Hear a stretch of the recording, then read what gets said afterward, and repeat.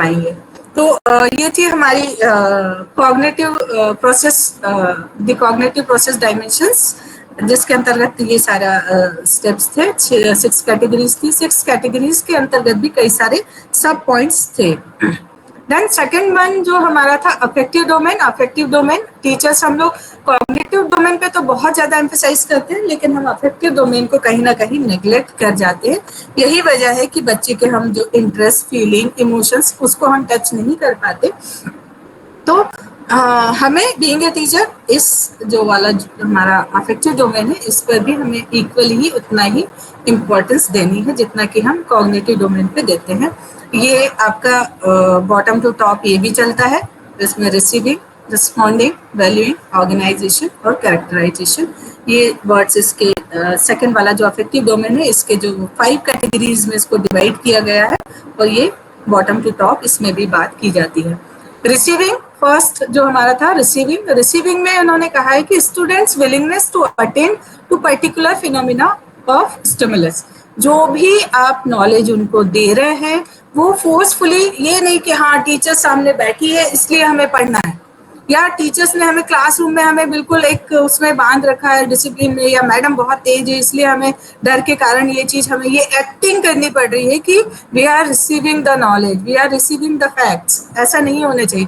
Classroom activities में वो खुद इन्वॉल्व हो, चाहे वो टेक्स्ट बुक रीडिंग हो, चाहे वो म्यूजिक हो, या और कोई एक्टिविटीज अगर आप उसको दे रहे हैं तो उस एक्टिविटी को वो विलिंगली अटेंड करने के लिए रेडी रहे always. Then being aware of attending to do something in new environment. और सिर्फ ये नहीं कि क्लासरूम में जो आपने पढ़ाया है सिर्फ क्लासरूम में ही, न्यू एनवायरनमेंट में भी अगर उसको कहीं कुछ अटेंड करने की जरूरत पड़े तो वो उसके लिए भी ऑलवेज रेडी रहे।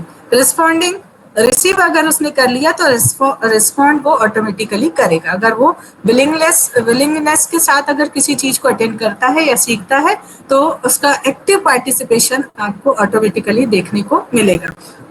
Responding refers to active participation on the part of the student, student के पार्ट पर उसका एक्टिव पार्टिसिपेशन। जैसे हम देखते हैं ना कि कई बच्चे हमारे हम जब उनका फेयरवेल कराया, हमने वेलकम पार्टी कराई है, हमने कोई और इवेंट ऑर्गेनाइज कराया, या हमारे एनएसएस एनसीसी के बच्चे हैं, उनका एक्टिव पार्टिसिपेशन होता है, वहां आपको फोर्स नहीं करना पड़ता है। तो इट मीन्स कि उन्हें अपनी ड्यूटीज जो है वो उन्हें पता है। Then voluntarily reads beyond assignment. Reads से मतलब सिर्फ रीड्स नहीं, कोई भी एक्टिविटी आपने जो असाइनमेंट दिया उस असाइनमेंट के बियॉन्ड भी वो वॉलंटरली उस एक्टिविटीज को करने के लिए ऑलवेज रेडी रहे, और प्लेजर के साथ, इंटरेस्ट के साथ, इंजॉयमेंट के साथ उस टास्क को पूरा करें। ये नहीं कि हमें दिया गया इसलिए हमें करना है, ऐसा नहीं होना चाहिए। तो इससे क्या होगा, कैसे हमें पता चलेगा? Showing some new behaviours as a result of experience. उसका जो टास्क है, उसके जो एक्सपीरियंस है, उसका जो भी एक्टिविटीज है, उसके बिहेवियर में वो चेंजेस ऑटोमेटिकली आपको दिखाई देंगे। Third one is valuing. Valuing में बात की गई है, is concern with the worth of particular object, phenomena और बिहेवियर। किसी particular object, phenomena, behaviour, theory, concept, उसकी वैल्यू करना। Then showing some definite involvement और कमिटमेंट, उसमें अपना इन्वॉल्वमेंट दिखाना और कोई कमिटमेंट देना, है ना। Then fourth one is organization. Organization is concerned with bringing together different values, resolving conflicts between them. अगर मान लीजिए कि कोई दो अलग अलग एस्पेक्ट है, दो अलग अलग थ्योरी है, अलग अलग कॉन्सेप्ट है, उनके बीच में अगर कहीं कोई कॉन्फ्लिक्ट है, कोई दो अलग अलग बातें हैं, तो उसको साथ में लाना और उनके कॉन्फ्लिक्ट्स को दूर करना। वो कब कर पाएगा? जब वो दोनों की वैल्यू इक्वली समझ पाएगा कि मेरे लिए अगर मेरा राइट हैंड इंपॉर्टेंट है तो मेरे लिए मेरा लेफ्ट हैंड भी इंपॉर्टेंट है, मुझे इन दोनों को साथ लेके चलना है। ये नहीं कि राइट हैंड अलग है, लेफ्ट हैंड अलग है, डेफिनेटली अलग है, लेकिन हमको उसको साथ में लेकर चलना ही चलना है। तो ये वाला इस तरह से कॉन्सेप्ट उसको समझ में आएगा। Then integrating a new value into one's general set of values. आपकी अगर कोई सेट ऑफ वैल्यूज है, उस वैल्यू से वो अपनी कुछ नई वैल्यूज इनकलकेट करेगा। Then giving it some ranking among one's general priorities, और उसको फिर वो रैंकिंग देगा। जैसे कि हमने देखा कि ब्लूम टेक्सोनॉमी की जो रैंकिंग थी वो पहले अलग थी, लेकिन जब उसको चेंज किया गया तो उन्होंने उसकी रैंकिंग को चेंज कर दिया। क्यों चेंज किया? क्योंकि शायद उनको कहीं लगा कि इसमें there is a need to change, इसमें अब चेंज की आवश्यकता है। तो इस तरह से उन्होंने उसको चेंज किया।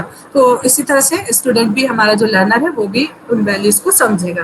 Last one is affective domain का जो लास्ट हमारा पॉइंट है, that is characterization. Long time to develop a characteristics lifestyle for long time. Long time यहाँ वर्ड बार बार यूज किया गया। लॉन्ग टाइम अगेन कि उसकी लाइफ स्टाइल में जो आपने उसको नॉलेज दिया है वो उसकी लाइफ स्टाइल में आ जाना चाहिए। जैसे हम कहें कि हमारा जब नेशनल प्रॉपर्टी की बात करें, नेशनल एंथम की बात करें, नेशनल सिंबल की बात करें, तो हम कॉलेज की, जैसे मैं देखती हूँ एग्जाम्पल आपको बता रही हूँ, जब हमारी असेंबली होती है तो नेशनल एंथम चल रहा होता है तो कुछ बच्चे ऑटोमेटिकली सावधान के उसमें खड़े हो जाते हैं, लेकिन कुछ चलते ही रह जाते हैं। उनको लगता नहीं हमें तो बस चलना है, चल के अपना जो प्लेस है उस प्लेस पे पहुंचना है ना। तो इट मीन्स कि कहीं ना कहीं वो उसकी इम्पोर्टेंस को समझ ही नहीं पाए। नेशनल एंथम बज रहा है, इट मीन्स कि आप जहां जिस पोजीशन में आपको वहीं पे खड़े हो जाना है, उसको रिस्पेक्ट करना है। तो ये वैल्यूज आना। नेशनल प्रॉपर्टी, हमारी नेशनल प्रॉपर्टी अगर है तो हमने नेशनल प्रॉपर्टी के बारे में पढ़ा है, तो हमने उनको बताया कि नेशनल प्रॉपर्टी हमारी अपनी है और हमें इसको सेव करना है, इसको हमें सुरक्षित रखना है। तो आप देखेंगे कि कुछ बच्चे तो बराबर ध्यान देते हैं, कुछ लोग जो जब वो सिटीजन बन जाते हैं उनकी जो डेली लाइफ है उसमें हम देखते हैं, लेकिन कुछ फिर भी नेशनल प्रॉपर्टी को नुकसान पहुंचाते हैं।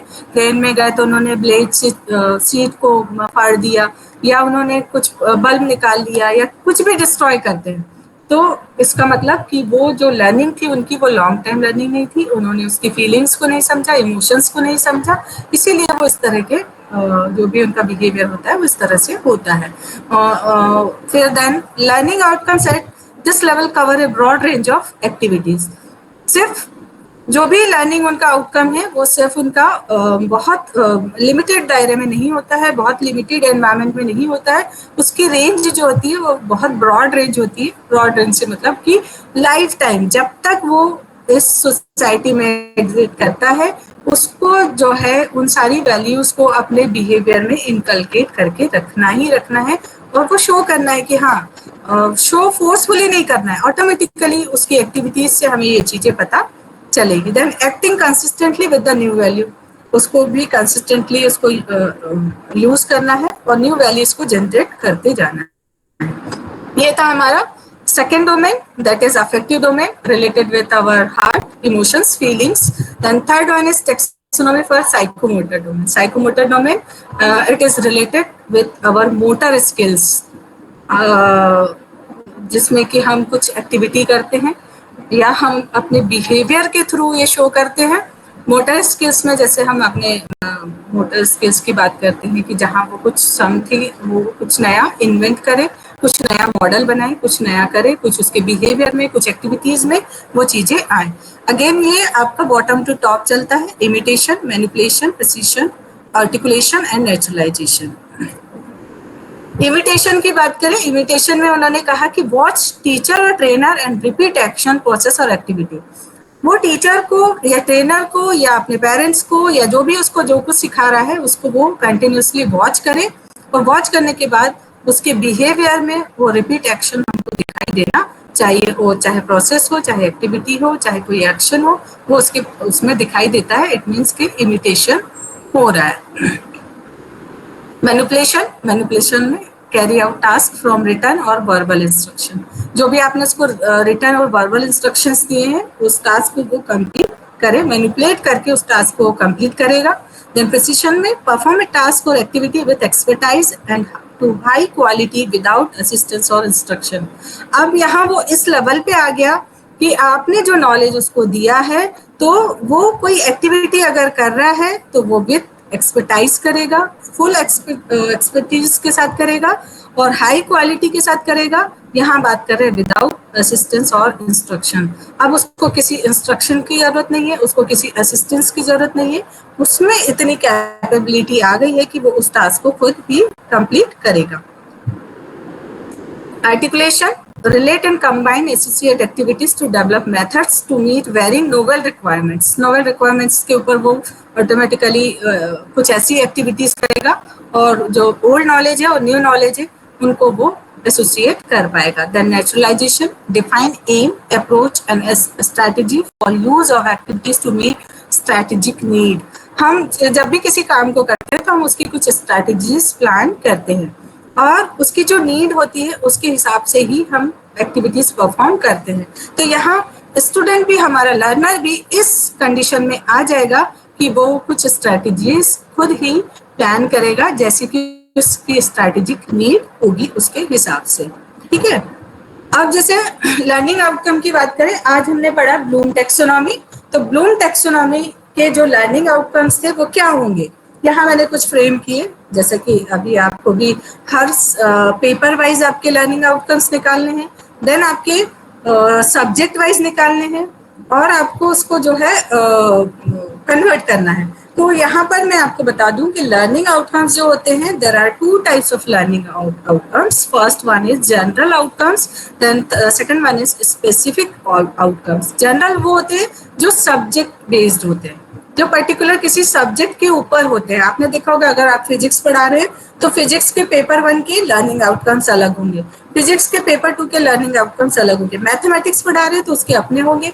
हर सब्जेक्ट के लर्निंग आउटकम्स जो जनरल आउटकम्स होते हैं वो अलग होते हैं और वो सिलेबस में ऊपर सबसे ऊपर लिखे रहते हैं कि इस पेपर के इन यूनिट्स को पढ़ने के बाद ये लर्निंग आउटकम्स होंगे।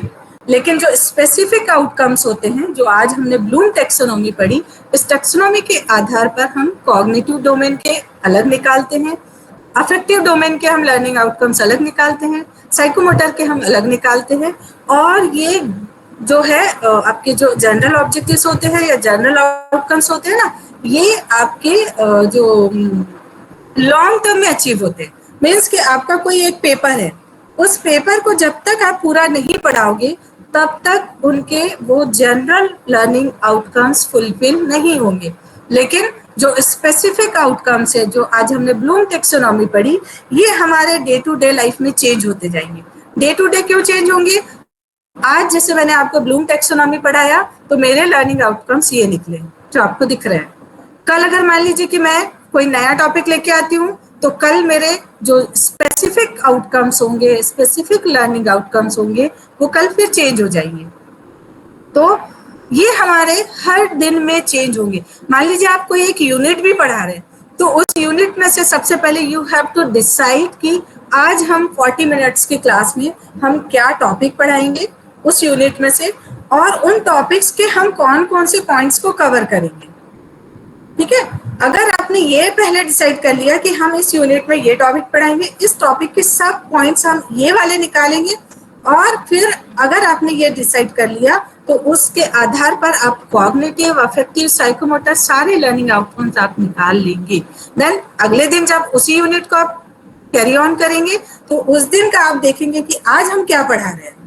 आपके टॉपिक चेंज हो जाएंगे, आपके कंटेंट चेंज हो जाएगा, आपका कॉन्सेप्ट चेंज हो जाएगा, यूनिट से मतलब इंटरकनेक्टेड रहेगा लेकिन आपका कंटेंट चेंज हो जाएगा। तो उस दिन के आपके लर्निंग आउटकम्स वो चेंज हो जाएंगे। तो ये डिफरेंस है जनरल आउटकम जो यूनिट के स्टार्टिंग में लिखे रहते हैं कि इस पूरी यूनिट को पढ़ने के बाद जर्नल लर्निंग आउटकम्स ये रहेंगे, लेकिन स्पेसिफिक लर्निंग आउटकम्स जो है वो आपके हर दिन चेंज होते जाते हैं। आज ये है, कल वो होगा, परसों ये होगा। जिस दिन आप जो पढ़ा रहे हैं उसको निकालने के लिए सबसे पहले you have to decide your topic, then subtopics की आज हम ये पढ़ाने वाले हैं। जैसे मैंने इसमें आपको बताया, लिखा है देखिए, ये एक्शन वर्ब जिसको अंडरलाइन किया गया है, एक्शन वर्ब। एक्शन वर्ब को लेकर ही आपको आपके ऑब्जेक्टिव्स बनाने हैं या लर्निंग आउटकम्स आपको फ्रेम करने हैं। Identify the issues and challenges in the domain of education specially concerning quality, then formulate instructional objectives at different level of cognitive, psychomotor and affective domain। है ना, यहाँ मैंने सबको एक साथ लिखा है, लेकिन जब आप क्लासरूम में जब पढ़ाएंगे ना तो उस समय पे आपको डे टू डे लाइफ में आपको कॉग्निटिव के अलग निकालने पड़ेंगे, उसके अपने एक्शन वर्ब्स हैं, अफेक्टिव डोमेन के अपने एक्शन वर्ब्स हैं, उसके आपको अलग निकालने होंगे, साइकोमोटर के अपने एक्शन वर्ब्स हैं, उनके आपको अलग से जो है लर्निंग आउटकम्स आपको लिखने पड़ेंगे। और ये क्लासरूम में जाने से पहले हम डिसाइड करते हैं, क्योंकि हमारी प्लानिंग होती है, स्ट्रैटेजिक प्लानिंग होती है कि हम इस प्लानिंग को लेके चल रहे हैं, हम इन ऑब्जेक्टिव्स को लेके चल रहे हैं, जो हम इन ऑब्जेक्टिव्स को इन कंटेंट के थ्रू ये ऑब्जेक्ट्स हम या ये मोटिव हम बच्चों में ट्रांसमिट करेंगे। अगर आपने उस नॉलेज को उन्हें ट्रांसमिट कर दिया उनमें फीलिंग आई, इंटरेस्ट आया, इमोशंस उनके डेवलप हो गए, तो देन वो उनका लास्ट लेवल जो साइकोमोटर डोमेन है उसमें ऑटोमेटिकली वो कन्वर्ट हो जाएगा, उनके बिहेवियर को देखने को मिलेगा। और शॉर्ट टर्म बिहेवियर की बात हम कभी भी नहीं करेंगे, हम हमेशा लॉन्ग टर्म बिहेवियर की ही बात करेंगे। इधर जो हम देख रहे हैं, there are some action verbs related with our cognitive domain of Bloom taxonomy. जैसे कि हम देख रहे हैं कि नॉलेज के ये एक्शन वर्ब्स दिए हैं। उसके बाद स्टूडेंट किस तरह से उसको परफॉर्म करेगा, उसके बिहेवियर में कैसे आएगा, देन कॉम्प्रिहेंशन के एक्शन वर्ब ये, एप्लीकेशन के एक्शन वर्ब ये दिए हैं, ये उसके बिहेवियर में कैसे चेंज होगा। इसी तरह से ये जो हमने ब्लूम टेक्सोनॉमी देखी थी उसके ये 6 जो क्राइटेरिया थे, उन क्राइटेरिया के these are the action verbs. इन एक्शन वर्ब्स को यूज करते हुए आपको आपके लर्निंग आउटकम्स को फ्रेम करना है, और इससे यहाँ हमें पता चलेगा कि ये एक्टिविटीज अगर बच्चा कर रहा है तो इट मीन्स कि वो आप सक्सेस हुए अपने लर्निंग आउटकम्स को फ्रेम करने में। और इसमें एक और चीज ये होती है कि आपको डेली आपको जो है ना इसका जो ऑब्जेक्टिव्स आपने बनाए उसके हिसाब से आपने कंटेंट डिलीवर किया, लेकिन क्या स्टूडेंट्स ने उसको अचीव किया है या नहीं, उन्होंने कुछ सीखा है या नहीं। तो इसको डेली टू डेली आपको कुछ क्विज या कुछ रिकैप्चुलेशन या क्लासरूम कुछ ऐसी एक्टिविटी करवानी पड़ेगी जिससे आपको पता चलेगा कि उन्होंने वो सीखा है या नहीं सीखा है। तो ये था आज का हमारा topic Bloom taxonomy. Thank you so much. If any queries, any doubt, any question तो आप पूछ सकते हैं।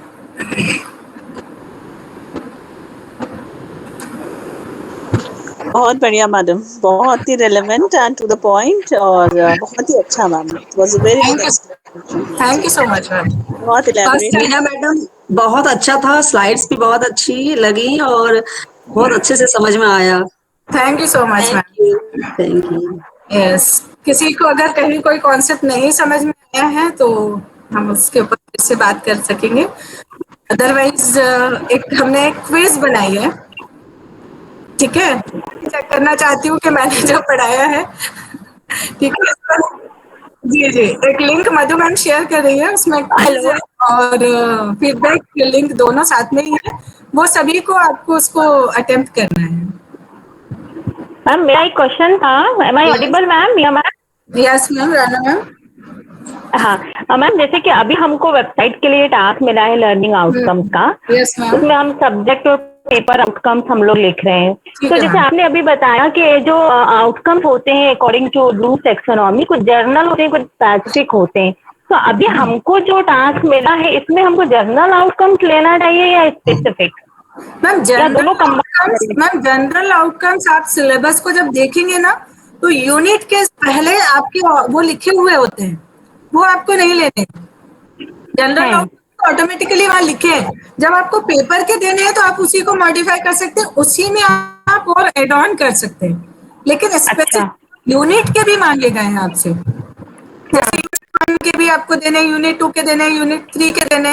तो यूनिट 1, 2, 3 का जो कंटेंट है उस कंटेंट के बेस पर आप इन एक्शन वर्ब को यूज करते हुए, यहाँ एक चीज और याद रखनी होती है मैम कि लेवल ऑफ डिफिकल्टी हम कैसे डिसाइड करते हैं। हम डिसाइड करते हैं मेंटल लेवल ऑफ स्टूडेंट का जो मेंटल लेवल है ना उसके हिसाब से हम डिफिकल्टी लेवल डिसाइड करते हैं। अगर छोटे बच्चे को के साथ आप डील कर रहे हैं तो आपके फिर एक्शन वर्ब्स उस तरह से हो जाएंगे, आपका टास्क वैसा हो जाएगा। लेकिन यहाँ हम कॉलेज की बात करें, कॉलेज स्टूडेंट्स की बात करें, तो हमको फिर उस लेवल पे उस तरह से आपका जो ये ऑब्जेक्टिव्स हैं या लर्निंग आउटकम्स है वैसे फ्रेम करने होंगे, आपको यूनिट से निकालने। अच्छा, ओके ओके।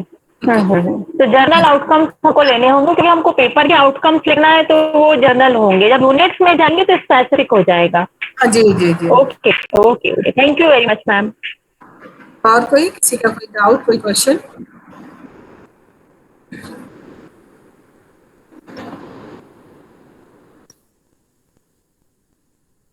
ठीक है, एक क्विज की लिंक शेयर की होगी मधु मैम ने, प्लीज उसको, जी जी, सब लोग उसको कर दीजिए। उसी में फीडबैक लिंक भी है और एक क्वेश्चंस की कुछ मैंने 4-5 क्वेश्चंस भी बनाकर डाले, तो उसको भी आप कर दीजिए।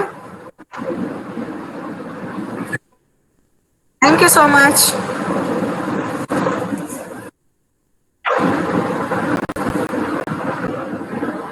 Ma'am ma'am